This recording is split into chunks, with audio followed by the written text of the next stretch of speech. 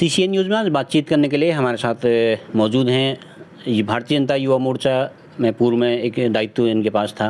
और अभी हम बातचीत के लिए यहाँ पर आए थे हमारे नवनिर्वाचित विधायक पार्वती दास जी से बातचीत करने के लिए, लेकिन उनसे मुलाकात हुई नहीं क्योंकि वो शपथ ग्रहण के बाद देहरादून में हैं। और हमारे साथ मौजूद हैं उनके पुत्र गौरव दास जी जो विधानसभा चुनाव में भी बड़े सक्रिय रहते थे और अपने पिताजी के चुनाव में भी सक्रिय रहते थे, बहुत नज़दीक से राजनीति को जानते हैं। कुछ मुद्दों पर हम उनसे बातचीत करेंगे, ये चुनाव कैसा रहा और भविष्य की उनकी क्या योजनाएं हैं। गौरव भाई, पहले तो स्वागत है आपका हमारे चैनल। बहुत बहुत धन्यवाद पांडे जी। और गौरव भाई, बताएं कि ये पूरे चुनाव को आपने किस तरह से देखा, अगर एक हल्का सा संक्षेप में अगर आप बता सकें तो कैसा आपके नज़रिए से कैसा चुनाव रहा? जी, बहुत ही अलग चुनाव था क्योंकि आम चुनाव नहीं था, पहले तो उपचुनाव था। और उपचुनाव भी किस परिस्थिति में लड़ना पड़ा, आप जानते हैं कि 26 अप्रैल को पिताजी का देहांत हो गया और उसके बाद चूँकि संवैधानिक प्रक्रिया है तो उसके कारण चुनाव में जाना था। और उसके बाद लेकिन भारतीय जनता पार्टी का, हमारे संगठन का और माननीय मुख्यमंत्री जी का मैं धन्यवाद करूंगा कि उन्होंने हमारे पिताजी के जो कार्य थे, उनकी जो कार्यशैली थी, उनका अनुभव था और उनका अचानक हमारे बीच से चले जाना और उसके बाद चुनाव में पार्टी को उतरना था, उन्होंने हमारी माताजी को उम्मीदवार बनाया और भरोसा जताया और उसके बाद चुनावी प्रक्रिया शुरू हुई और चुनाव में हम लोगों को प्राप्त हुई। मैं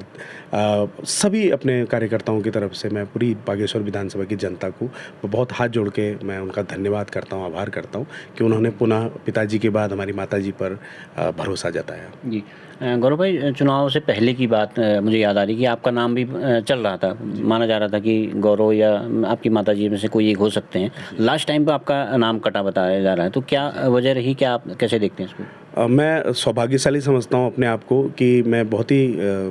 युवा कार्यकर्ता था और भारतीय जनता पार्टी में पिछले 15 साल से काम कर रहा था और भारतीय जनता पार्टी ने और संगठन ने यह पैनल में मेरा नाम भेजा और उसके लिए मैं बहुत सौभाग्यशाली समझता हूँ। लेकिन चूँकि संगठन सरकार है, उनका विवेक रहता है और उनको जो उचित निर्णय लगा और उचित निर्णय के आधार पर माताजी को उम्मीदवार बनाया गया, जो जनभावना भी जिस तरीके की थी और उस निर्णय को जनता ने सही भी साबित किया, माताजी जीत कर आई। तो मैं समझता हूँ कि जो निर्णय संगठन लेता है वो सही लेता है। जी, तो गौरव भाई, तो अब आप अगले चुनाव की तैयारी कर रहे हैं, ये देखा जाए कि 2027 के प्रत्याशी जो हैं बीजेपी की ओर से गौरव दास होंगे? अभी हमारा पूरा जो फोकस है वो अभी जो हमारे पास जो समय बचा है उस पर काम करने का है। माताजी पर जनता ने भरोसा जताया है, हमने उनके अनुरूप और जो पिताजी ने हमारे जो पिछले विगत 17 सालों से जो एज ए विधायक और 1 साल जो उनको मंत्री पद का मिला, उसमें जितने कार्य किए उनको पुनः लोगों के बीच में लेके जाना है। कुछ काम जो रह गए और माताजी को अब हमारे अवसर मिला है, उनके साथ लग के, उनके पीछे लग करके हमने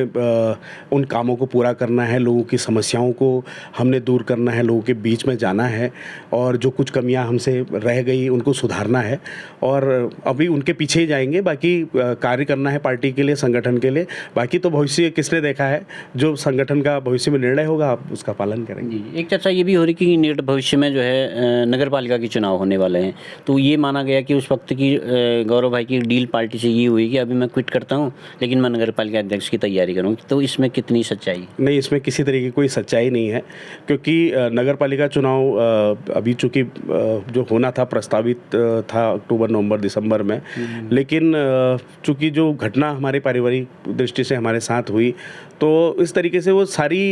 चीज़ें ही दिमाग से निकल गई और हमारा पूरा फोकस ये रहा कि अब चूँकि जो चुनाव है, जो उपचुनाव में जाना है, पहले उस पर देखना है। बाकी चाहे नगर पालिका है या ये भविष्य की बातें हैं, ये जिस तरह से होंगी उस तरह क्या परिस्थिति रहती है, उस समय क्या रहता है, पार्टी का क्या निर्णय लेता है, हम उसका इंतजार करेंगे। गौरव भाई, हमने देखा कि जो पिछले जो 2 चुनाव थे, 22 का 17 का, तो उसमें जीत का बड़ा अंतर था। पहले आप 14,000 सीटें भी 12,000 सीटें, लेकिन ये वाला चुनाव जो है आप मामूली 2-2.5 हज़ार के अंतर से जीते हैं, तो क्या वजह आप मानते हैं इसको? 2017 का जो चुनाव था उस समय सबको पता था कि अगर हमारे पिताजी जीतेंगे, तीसरी बार हैट्रिक लगाएंगे तो उनको मंत्री पद मिलेगा और बहुत अच्छा, क्योंकि 10 साल का जो उनका कार्यकाल था बहुत अभूतपूर्व था। उनकी उपस्थिति जनता के बीच में थी, संवाद लगातार उनका जनता के बीच में था, कार्यकर्ताओं से मेल था और बहुत अच्छे मतों से जीते। दुर्भाग्य से उस समय वो मंत्री नहीं बन पाए, लेकिन उन्होंने फिर से 5 साल पूरा काम किया और जनता के बीच रहे। और 22 में चूँकि आपको तो पता ही है, आपने पूरा चुनाव कवर किया था, बीमार हो गए थे, उसके बावजूद भी संगठन की बदौलत और अपने कार्यों की बदौलत वो जीत के गए। लेकिन चूँकि ये जो चुनाव जो अभी जो हमको चुनाव लड़ना पड़ा, उसमें सबसे बड़ी बात ये थी कि हम जो कार्यकर्ता जो लड़ रहे थे वो पार्टी के और संगठन की बदौलत लड़ रहे थे, और जो विपक्ष पूरा जो एकजुट हो गया था, जो आप देख रहे थे कि सामने सिर्फ एक ही पार्टी हमारे विपक्ष में थी, कांग्रेस पार्टी। और कांग्रेस पार्टी में वो सारे जो दल थे वो विलय हो गए, चाहे आप बहुजन समाज पार्टी कहें, जो चाहे आप आम आदमी पार्टी कहें, और जितने भी थे, मतलब जहाँ जहाँ से उनके प्रत्याशी ने चुनाव लड़ा था वो सब एकजुट होकर के, और पूरा उनका कांग्रेस का संगठन भी यहाँ था कि पूरा लगा, हरीश रावत जी के बहुत से कार्यक्रम लगे थे, उनके प्रदेश अध्यक्ष जी लगे हुए थे, तो उनका पूरा संगठन लगा हुआ था। लेकिन आपने देखा कि पिछले बार हमें 32,000 वोट पड़ा था, लेकिन इस बार हमारा वोट 1,000 ज़्यादा बड़ा है। तो मुझे लगता है कि संगठन हमारा वोट बैंक बड़ा है, हमारा 6-6.5% वोट बड़ा है। चूँकि आमने सामने की फाइट थी तो उसमें अंतर जरूर थोड़ा कम रह गया, लेकिन मुझे लगता है कि विश्वास भारतीय जनता पार्टी पर लोगों का बड़ा था। गौरव भाई, हमने एक देखा इस चुनाव में, अन्य चुनाव तो हमने ऐसे देखते हैं कि मुद्दों की लड़ाई होती है, लेकिन इस वाले चुनाव में हमने देखा कि एक पर्सनल अटैक भी होने लग गए थे, व्यक्तिगत तौर पर आपके परिवार पर भी हमले हुए, और इधर उधर से दोनों तरफ से मतलब एक ज़बरदस्त हमले वाली स्थिति थी। और उसमें एक हमला ये भी रहा कि आपके जो प्रत्याशी, आपकी जो माताजी हैं, उनके एजुकेशन को लेकर भी सवाल खड़े हुए। तो ये कहा जा रहा था कि वो बोलती नहीं है, बोल नहीं पाती, अनपढ़ हैं, खाली ये इन्होंने एजुकेशन दर्शाई है, इनकी एजुकेशन नहीं। तो सच्चाई क्या है इसमें? अब पहले तो आप देखिए कि उनके पास कोई मुद्दा ही नहीं था, तो उन्होंने यही आरोप लगाया, अनपढ़ हैं, ये हैं। तो पहले तो मैं कहना चाहता हूँ कि जब भी पार्टी ने अगर किसी को उम्मीदवार बनाया है तो उसको कुछ ना कुछ देख करके, उनकी योग्यताओं को देख करके, उनके बैकग्राउंड को देख करके ही बनाया होगा। और मैं आपको बताना चाहता हूँ कि हमारी माताजी ने इंटरमीडिएट की पढ़ाई उस समय की थी जिस समय आप जानते हैं कि जिसमें हाई स्कूल पढ़ना तक भी बहुत था। हाँ, माताजी हमारी खाकर से थी, चौगाव छीना से उनकी पढ़ाई हुई, खाकर से पढ़ाई हुई। लेकिन एक मैं फैक्ट जो शायद किसी को नहीं पता बताऊँगा, उन्होंने 1978 में हाई स्कूल की परीक्षा पास की, फिर उसके बाद शादी हो गई उनकी। शादी होने के बाद जब पारिवारिक जिम्मेदारी आ जाती है, बच्चे हो जाते हैं, लेकिन उसके बाद भी मैं हो चुका था, मेरी छोटी बहन हो चुकी थी, उसके बाद भी उन्होंने इंटर की परीक्षा हरसिला से पास की 1991 में। तो आप देखिए कि उनके अंदर पढ़ाई के प्रति, एजुकेशन के प्रति क्या लगाव रहा होगा कि उनकी पढ़ाई की, उन्होंने इतने 15 साल 16 साल के बाद भी इंटर की परीक्षा पूर्ण की। उन्होंने बीए कंप्लीट नहीं कर पाए, लेकिन उन्होंने बीए फाइनल तक की पढ़ाई करी। लेकिन अब वही है कि परिस्थितियाँ इस तरीके की रही, पिताजी का उस समय अपना संघर्ष अपनी जगह पे था, तो वो ग्रेजुएशन चूँकि अब प्रमाण पत्र नहीं हुआ तो ये नहीं कह पाएंगे हम, लेकिन अंतिम योग्यता तो इंटरमीडिएट थी। लेकिन उस समय की इंटरमीडिएट होना प्लस इतने सालों से पिताजी के साथ पब्लिक डीलिंग वो करते हैं, जैसे जिस तरीके से जब से हम बड़े हुए तो लोगों से मेल जोल हमारा बढ़ा। तो हमारी माताजी तो पहले से ही लोगों की सेवा करना, घर पे आए हुए लोगों को पूरी मदद करना, जो भी परेशान होकर पीड़ित होकर के घर पे आता था, तो हमारी माताजी बहुत संवेदनशील हैं, बहुत ही त्यागी महिलाएं हैं। और उनके पूजा पाठ और उनका जो अपना धार्मिक जो उनका प्रवृत्ति है उनकी, उसकी वजह से जो भी व्यक्ति यहाँ पर आता था कभी भी वो निराश होकर नहीं जाता था। और कहीं ना कहीं संगठन को ये बात पता थी कि उनकी जो हमारे पिताजी के बाद जाने के बाद कैसे ये निर्णय लिया जाए, तो संगठन सब कुछ सोच करके उनको बनाया। तो मुझे लगता है कि जो लोगों ने कहा कि अनपढ़ हैं, मुझे लगता है कि एक तो अच्छी शैक्षिक योग्यता है, और बहुत से लोगों की ही, लगभग प्रदेश में ऐसे बहुत से लोग होंगे जिनकी इतनी ही शैक्षिक योग्यता होगी। लेकिन एक जनप्रतिनिधि को मैं समझता हूँ कि एक संवेदनशील होना, एक लोगों के बीच में मिलनसार होना, और लोगों की समस्याओं को, उनकी परेशानियों को समझना और उनका निराकरण करना, ये जनप्रतिनिधि के मुख्य गुण होने चाहिए, जो हमारी माताजी में भली भांति है। गौरव भाई, एक आरोप और भी इस पर लगा था उस चुनाव के टाइम पर, वो बहुत ही मुखर तरीके से वो आरोप लगाया गया, और देहरादून से लेके पूरे बागेश्वर तक उसकी चर्चा थी। और दूसरा ये भी रहा कि उसमें पार्टी की ओर से या आपकी ओर से कोई जवाब नहीं आया उसका। वो था आपकी सिस्टर को जो डॉक्टरी में जो चयन हुआ, 13 नंबर में चयन हो गया, इस तरह के आरोप लगे, ये सब दास जी की वजह से हुआ, तो मंत्री का एक दुरुपयोग किया गया, ऐसे एक आरोप लगे। तो अब मैं चाह रहा हूँ कि अब आपकी तरफ से क्लैरिफिकेशन पब्लिक में जाना चाहिए। अब इसमें एक्चुअल में क्लैरिफिकेशन जैसी कोई बात नहीं थी, क्योंकि हमें पता था कि विपक्ष के पास कोई मुद्दे तो वैसे भी नहीं थे। उपचुनाव हो गया तो उपचुनाव एक उनके लिए एक अवसर था कि पुनः क्या पता एक बार और प्रयास कर लिया जाए। तो उनके पास पिताजी के प्रति तो कोई मुद्दा नहीं था, क्योंकि वो 4 बार यहाँ से चुनाव जीत के आए। तो आप जानते हैं कि जब 4 बार कोई व्यक्ति चुनाव जीतता है तो उसका जनता के बीच में कुछ ना कुछ असर रहता है। और विपक्ष ने हर वर्ष हर चुनाव में, चाहे 2007 है, 12 है, 17 है, 22 है, कई आरोप लगाए, और हर चुनाव में होता भी है, आरोप लगते हैं, प्रत्यारोप लगते हैं, और उनको कभी सफलता हासिल नहीं मिल पाई। तो उनको लगा कि चूँकि 2027 तक के लिए हमारे पिताजी को जनता ने चुना था, लेकिन विपक्ष के पास एक अवसर आ गया कि क्यों ना एक बार और आजमाया जाए। तो उनके पास मुद्दा कुछ नहीं था, और इसलिए उन्होंने, जैसे कि आप बता रहे हैं कि उन्होंने पर्सनल अटैक की। मेरी सिस्टर जो अच्छी डॉक्टर है, जिसने कि अच्छी पढ़ाई की है, उसने, आप उसके हाई स्कूल से लेके इंटर से लेके उसकी BMS जो उसकी पढ़ाई हुई है, उसके क्रेडेंशियल देखिए, बहुत अच्छी होनहार रही है, हमेशा फर्स्ट क्लास उसने पास की है। और 5 साल की जो BMS की परीक्षा एक बच्चा पास करता, मैं बहन ही नहीं, जितने भी बच्चे होते हैं जो डॉक्टरी करते हैं, 5 साल की परीक्षा के लिए पहले खुद ही एंट्रेंस देते हैं, एंट्रेंस के आधार पर उनका चयन होता है, उसके बाद 5 साल की प्रैक्टिकल आपकी पढ़ाई होती है, थ्योरेटिकल पढ़ाई होती है, और उसके बाद फिर 5 साल की पढ़ाई करने के बाद उसको इंटर्नशिप करनी पड़ती है 1 साल, कभी सरकारी अस्पतालों में, प्राइवेट अस्पतालों में, दूरस्थ क्षेत्रों में काम करना पड़ता है, जो कि एक आवश्यक योग्यता चाहिए होती है किसी सरकारी नौकरी के आधार पर। और जब सरकारी नौकरी कभी नहीं निकल पाती तो आदमी अपना रोजगार चलाने के लिए, अपनी रोजी रोटी के लिए नौकरी करता है, प्राइवेट में नौकरी करता है, अपनी क्लिनिक खोलता है। और तो जो चिकित्सा चयन बोर्ड है उसने इन सब चीज़ों को समझते हुए कि एक डॉक्टर का जो एक करियर रहता है 5 से 10 साल का एक करियर रहता है, और उन्होंने इसीलिए उसके प्रैक्टिकल बेस को ज़्यादा मानते हुए जो एंट्रेंस एग्ज़ाम उसमें बनाया गया, उसको क्वालिफाइंग बेस बनाया गया। और सबको पता है कि जब क्वालिफाइंग बेस कोई एग्ज़ाम रहता है तो स्क्रीनिंग के हिसाब से रखा जाता है कि इसमें जो क्वालिफाई करेंगे उनको आगे हम भेजेंगे, उनका योग्यता के आधार पर चयन होगा, और जो क्वालिफाई भी नहीं कर पाए तो उनको बाहर कर दिया जाता है स्क्रीनिंग में। और जैसा आप जानते हैं कि जब एंट्रेंस हुआ, और एंट्रेंस था, एंट्रेंस ही होता है, तो जो कट ऑफ गई थी SC की, जो शेड्यूल कास्ट की जो कट ऑफ थी वो 12 गई थी, और हमारी जो सिस्टर के जो नंबर थे 13.25 थे। तो चूँकि क्वालिफाइंग बेस पे एग्ज़ाम था तो उन्होंने क्वालिफाई किया, और जो इंटरव्यू, शायद जो उसका जो इंटरव्यू का जो फॉर्मेट था वो आपके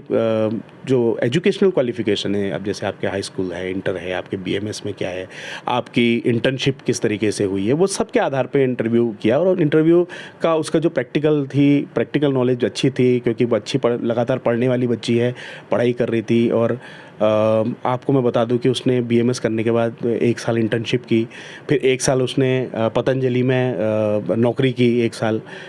उसके बाद उसका चयन यहाँ पर जिला आयुर्वेदिक अधिकारी कपकोट में हुआ, संविदा के तौर पे वो नौकरी वहाँ पर कर रही थी, और दूरस्थ क्षेत्र में नौकरी कर रही थी। और आप जानते हैं कि हमारे पिताजी मिनिस्टर थे उस टाइम पर, अगर उसको लाभ दिलाना हो तो उसको बागेश्वर में कहीं आराम से कहीं पर भी कर सकते थे, लेकिन उसकी पढ़ाई की इच्छा थी, लोगों के बीच में काम करने की इच्छा थी। और लेकिन दुर्भाग्य से जब हमारे पिताजी की तबीयत ख़राब हुई तो हम सभी परिवार के लोग डिस्टर्ब हो गए थे, लेकिन उसने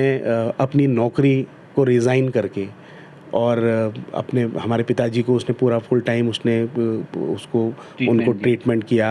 और उसके बाद फिर एंट्रेंस आ गया, एंट्रेंस निकाला तो एंट्रेंस क्वालिफाई हो गई थी, और एंट्रेंस के 1 साल बाद इंटरव्यू की तिथि तय थी 1 मई की, और दुर्भाग्य से 26 अप्रैल को हमारे पिताजी का देहांत हो गया। तो हमारे पिताजी के देहांत होने के बाद उसने 1 तारीख को इंटरव्यू दिया। तो आप भी जानते हैं, जनता भी जानती है कि कोई व्यक्ति स्वर्गवास जाने के बाद, देहांत होने के बाद कैसे अपने पुत्री को, बेटी को वो कर सकता है। तो ये थोड़ा लोगों को समझना चाहिए कि इन परिस्थितियों को लोगों को खैर पता भी नहीं था, और हम चुनाव में इस तरीके से व्यस्त थे और चुनावी परिस्थितियाँ अलग थी, हम लोगों के बीच में जा नहीं पाए, बता नहीं पाए। लेकिन यही है कि एक डॉक्टर जो मेहनत करता है 8 साल 10 साल, और उसकी प्रैक्टिकल नॉलेज पर उसको जज किया जाता है, और बोर्ड ने भी उसी तरीके का फॉर्मेट बनाया था। तो गौरव भाई, जब आप कहने की मात्र 13 नंबर थे, और जो उसमें बाहर हुए, जो लिस्ट हमको दिखाई गई, जो बॉबी पवार ने जो लिस्ट जारी करी, तो उसमें 85 नंबर वाले, 87, 90 नंबर वाले भी थे, वो बाहर कैसे हुए फिर उसमें? अब मैं इसमें बहुत गारंटी के साथ तो नहीं कह सकता हूँ, क्योंकि मुझे नहीं पता कौन, लेकिन इतना जो हम चिकित्सा चयन बोर्ड ने जब उनके सामने बात रखी तो उन्होंने कहा था कि जो बच्चे एंट्रेंस में गए थे या एंट्रेंस क्वालिफाई गए थे तो अनुभव उनके पास नहीं था। कई लोगों का BMS जस्ट कंप्लीट हुआ था और BMS कंप्लीट होते ही भर्ती निकली थी तो उन्होंने एंट्रेंस दिया था, तो उनके पास अनुभव की कमी थी। तो बाकी चीज़ें तो चिकित्सा चयन बोर्ड इसमें ज़्यादा बोल सकता है, लेकिन यह है कि जो परीक्षा थी वो अनुभव के आधार पर डॉक्टर की मानक रखे गए थे। जी। तो गौरव भाई, अब आगे की चलो वो चीज़ें तो जो छूट गई हैं, अब आगे की वो आपके लिए बहुत बड़ी चुनौती भी है परिवार के लिए कि एक पब्लिक में एक विश्वास फिर से हासिल करना। कई सारी समस्याएं हैं, जैसे जिला अस्पताल की समस्या को लेकर लोग बहुत शोर मचा रहे हैं, बागेश्वर नगर की भी स्थिति है, बाईपास है, पुलों की स्थिति है, तो अब क्या योजना आपकी आगे को है? जिला अस्पताल की जैसे मैं बात करूं तो मैं आज से अगर मैं 15 साल पहले की बात करता हूं तो तब तो जिला अस्पताल भी नहीं था, ये सामुदायिक केंद्र था। तो हमारे पिताजी ने ही इसको जिला अस्पताल का दर्जा दिलाया और जहां पर सिर्फ 4, 5, 6 डॉक्टर हुआ करते थे, आज 40 से अधिक डॉक्टर आज यहाँ पर सेवारत हैं। मैक्सिमम आज देखिए कि यहाँ पर पहले डिलीवरी जब होती थी महिलाओं की, बहनों की, उनको यहाँ से बाहर रेफ़र किया जाता था। आज यहाँ पर सर्जिकल डिलीवरीज हो रही हैं। अब कुछ चीज़ें ऐसी होती हैं कि हाँ कुछ कमियां रह जाती हैं, लेकिन हमारे पिताजी का हमेशा से पहले से भी प्रयास रहा कि वो हमेशा सरकार से, माननीय मुख्यमंत्री जी से हमेशा प्रयास करते थे कि यहाँ पर अधिक से अधिक डॉक्टर रहें, अधिक से अधिक। आज यहाँ पर आप देखिए डिजिटल एक्सरे की यहाँ पर सुविधा उन्होंने यहाँ पर प्रदान की, अल्ट्रासाउंड की अच्छी यहाँ पर मशीन यहाँ पर है और उनका एक सपना था कि CT स्कैन मशीन यहाँ पर लगाई जाए, जिससे कि जो लोगों को परेशानी का सामना ना करना पड़े। और वह अपने कार्यकाल में ही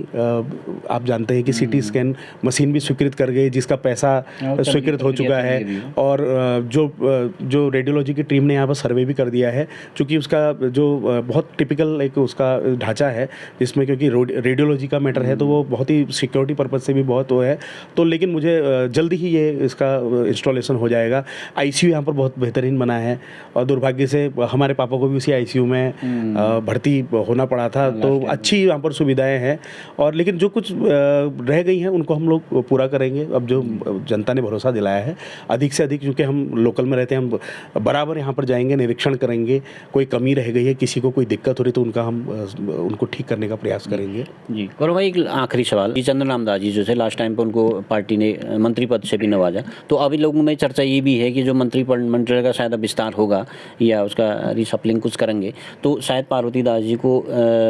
मंत्री बनाया जाएगा। तो ऐसी आपकी अपेक्षा है पार्टी से कि हमको मंत्री बनाया जाए? बहुत से हमारे कार्यकर्ता हैं, बहुत से लोग हैं, जनता है, लोगों में अपेक्षाएं तो है कि क्योंकि पिताजी को जो पद मिला था और वो बहुत अच्छा काम भी कर रहे थे, उन्होंने यहाँ पर रोडवेज का डिपो यहाँ पर स्वीकृत करा और समाज कल्याण में बहुत सी ऐसी योजनाएं हैं उन्होंने स्वीकृत करी। और बहुत सी चीज़ें जो असामयिक हो गई और सबके लिए दुखद है, हमारे लिए तो दुखद था ही, लेकिन अब चूँकि संगठन का निर्णय है, माननीय मुख्यमंत्री जी का विवेक है और अगर वो ऐसा निर्णय लेते हैं तो ये बहुत स्वागत योग्य होगा। बागेश्वर की जनता को पुनः से एक अच्छा कार्यकाल उनको देखने को मिलेगा और उनकी जनता का ज़्यादा से ज़्यादा समस्याओं का समाधान होगा। ठीक है गौरव भाई, आपने हमसे बातचीत के लिए वक्त निकाले से बहुत बहुत धन्यवाद। बहुत बहुत धन्यवाद सर। तो आप थे हमारे साथ पूर्व मंत्री दास जी के पुत्र और वर्तमान विधायक पार्वती दास जी के पुत्र गौरव दास, जो पूरी इस जो जीत का श्रेय अपने कार्यकर्ताओं और अपने संगठन और जनता को देते हैं और उन्हें एक चुनौती को स्वीकार किया है कि ये राह आगे को आसान नहीं है और जो भी कमियां रही हैं और जो डेवलपमेंट की उम्मीदें जनता की हैं उसको पूरा करने में वो अपना समय व्यतीत करेंगे। CCN न्यूज़ के लिए मैं सुरेश पांडे।